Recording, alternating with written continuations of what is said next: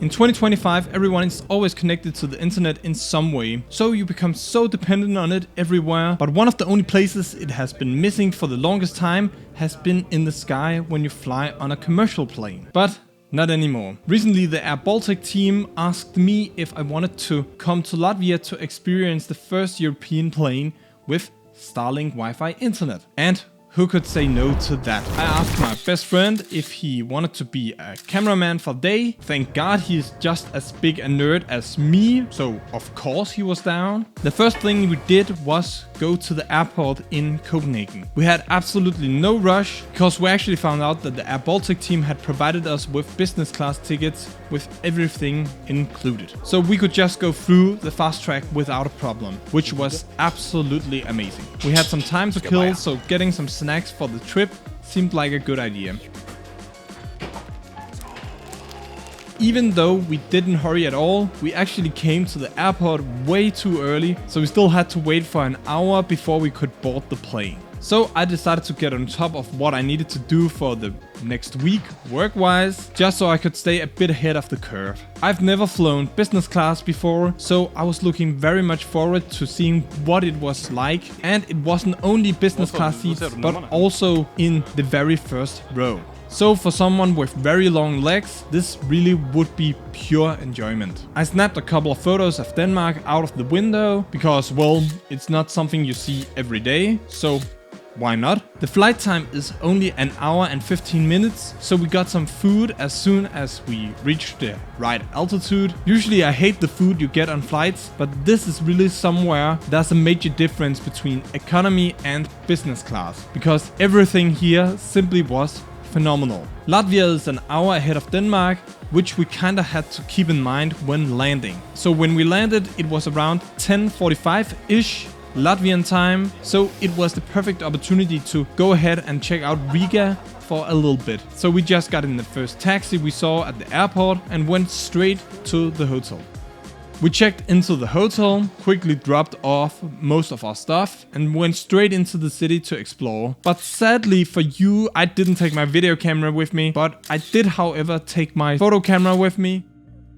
Back to the hotel, get a bath and ahead to the AirBaltics Starlink event. The airport was quite strict regarding filming within their perimeter, so we actually got stopped like 4 times by the security before the event started, which was quite annoying. This also means that the footage we got from the airport before the event was quite limited.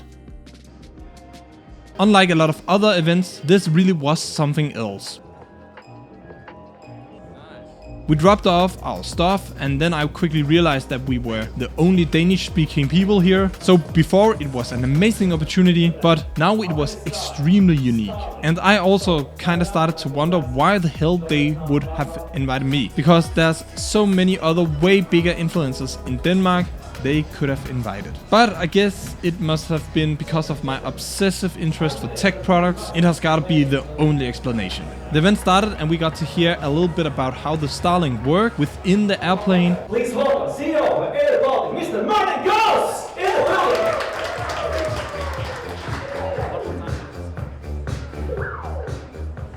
And then shortly after, the CEO of AirBaltic had a few words to say about the whole experience of being the first airline in Europe to get Starlink Wi-Fi. And also why they got it in the first place, which essentially just became a reality because of a single tweet from Martin Gauss, the CEO of AirBaltic. This just goes to show that it's only about the right place at the right time to actually make history. Kinda amazing. I wrote a tweet from my private profile and I copied in SpaceX, Elon Musk, and said, there's this Starlink you have, guys, and we heard you can put this also on an aircraft. We are a little airline from the Baltics, and we are innovative. We would like to have that. Shortly after, it was showtime. Oh my gosh. It's kind of, yeah.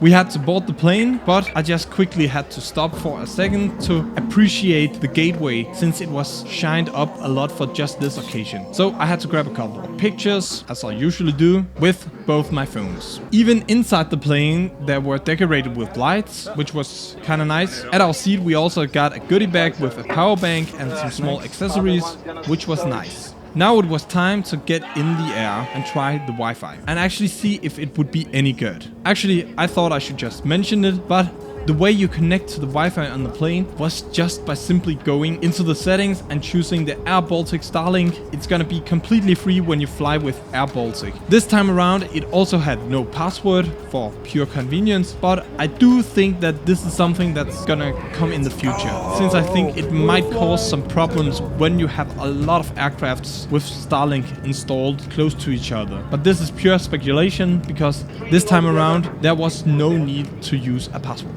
I had actually also planned to have a little call with my new colleagues, since I recently started a new job. I actually hadn't met a lot of them yet, so it ended up being quite a fun experience for both me as well as them. But well, I can conclude that even though everyone else was live streaming and having FaceTime calls, I had absolutely zero issues with the connectivity whatsoever, which was kinda nice. Watching videos on YouTube or Netflix also ran absolutely flawless, and I even ran a speed test and ended up scoring around 70-ish megabytes per second, which was quite great considering that everyone was using it at the same time. They do claim themselves that they are able to get speeds of up to 200 megabytes per second, which I actually do kind of believe, but I guess I'll have to test that another time around when I get the opportunity to fly with AirBaltic again in the future. The only thing I did have some issues with was using my Asus ROG Ally X handheld PC and opening up Battle.net or playing Steam games, EA games, etc. I don't know what was wrong here, but for some reason I couldn't connect to the services themselves, but this could easily have been me that did something wrong. That wouldn't be unlikely, especially since every other device had absolutely zero issues and actually kind of ran better than my internet at home sometimes. So it was definitely me that did something wrong. This was the first of many planes to come. AirBaltic themselves also told us that they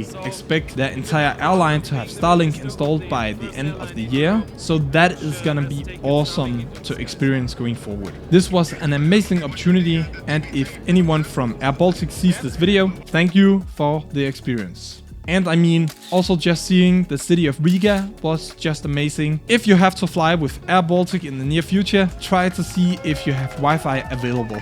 Because I'm telling you, it really is something else to be able to watch series, movies and FaceTime friends and family from the sky. I can easily tell you that they're gonna freak out because it's actually quite unique. Thanks for watching the video. As always, I'll highly appreciate it if you left a like on the video and considered subscribing to my channel down below. See you in the next one. I'm out.